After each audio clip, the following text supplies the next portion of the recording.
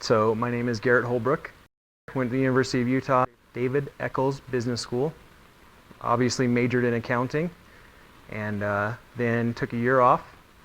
After that, decided I needed to get my MBA. So I chose to go to Westminster College up here as well, in Sugar House area, and went there, got my master's with an emphasis in accounting, and finished that in about two and a half years. My current position at Adobe is project integration lead over quote to cash. I was kind of a natural fit to be the project lead on this because we basically, if you're not aware, Adobe used to ship boxes of product, right? Photoshop, Lightroom.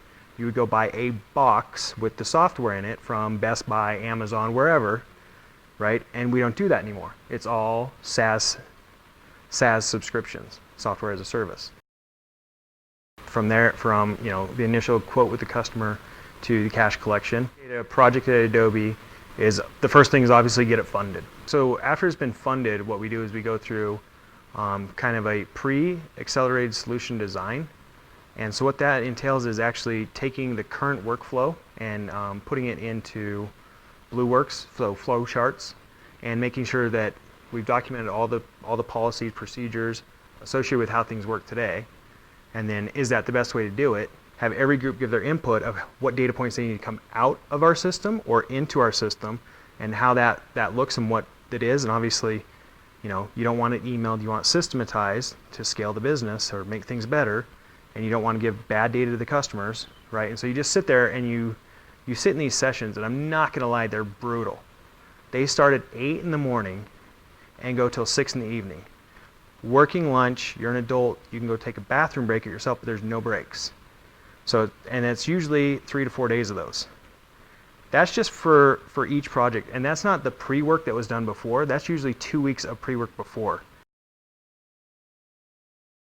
The biggest challenges we've had recently are definitely resources.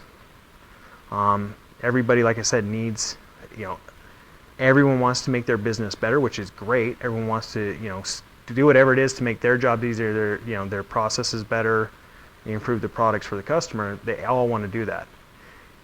But there's only 100 IT people in the company. There's more than that. But for simple numbers, there are 100 IT people in the company, and they are all allocated.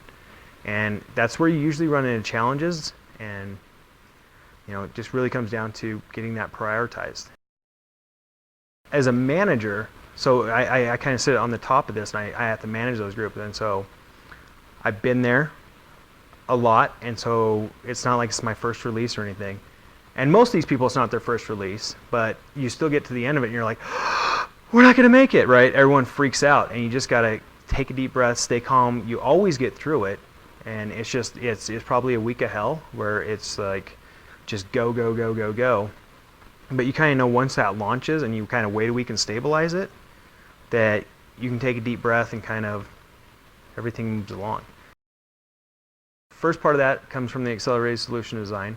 So we sit in there and we kind of design everything out, and we come up with what we feel the high level estimate's going to be, and then you go back and kind of look at it from another point of view. Like you kind of say, okay, well we want to solve all the world's problems.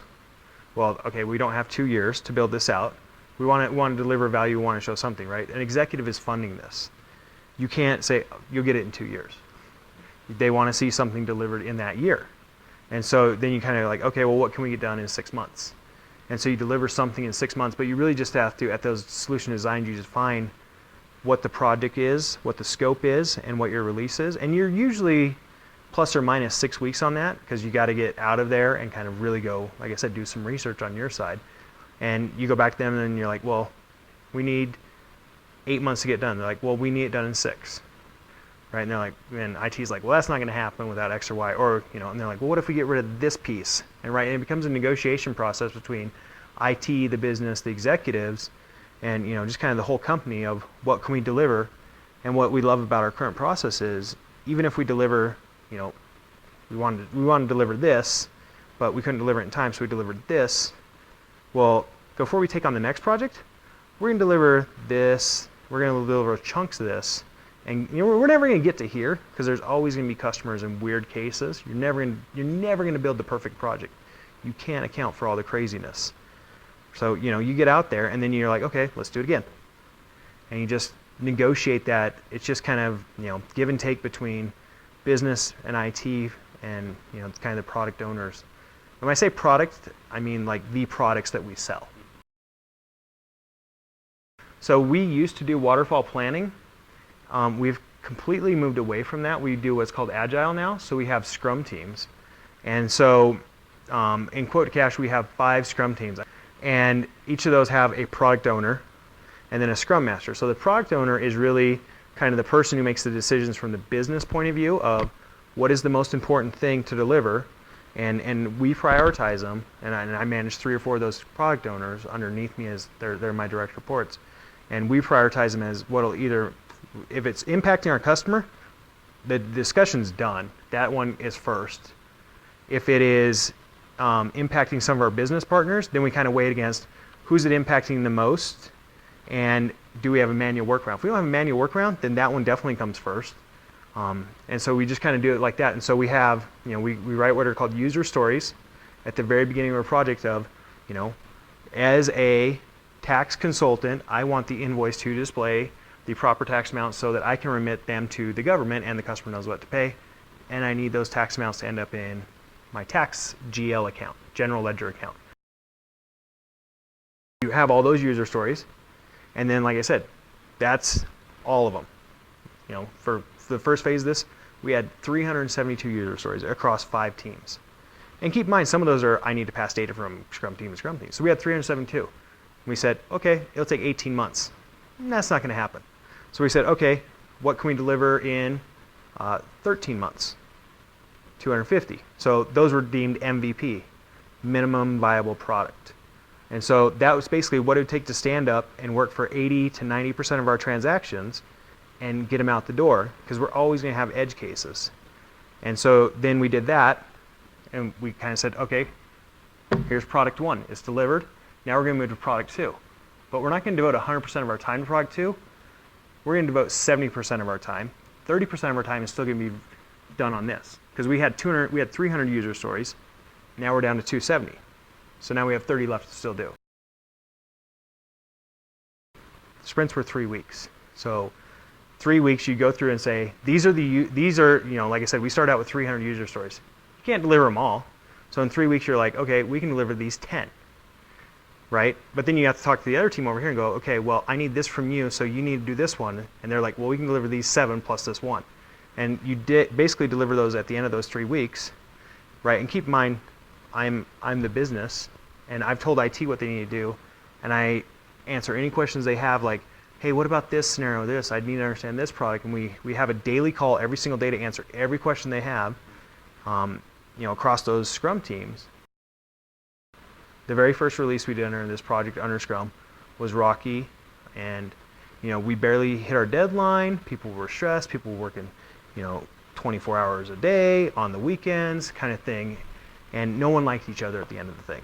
But then we took our next chunk. Like I said, we delivered product A, then we went on to product B. We knew how long it would take us. We knew how many user stories to do in each sprint. Like, we nailed it, right? And we've done that continually for the last 5 products. Scrum, like, masters training. And so you kind of go and learn how the Scrum process works. And so it's actually a 2-day session, hosted currently in San Francisco and San Jose. So we attended that, and it was really useful to attend because kind of everything I just told you, you guys are in project management, so you guys get it and you've heard about it. But a lot of people, when you mentioned Scrum, 90% of the people in this company don't even know what I'm talking about. Project management requires to wear a ton of different hats, and you really have to be able to reach across the table and partner with people, because keep in mind, you need people to help you on your project just as much as you're going to need to help them on theirs, and you're going to end up working with these people more times than you can count. So level heads are definitely the way to go in this. Adobe rocks. You should come work here.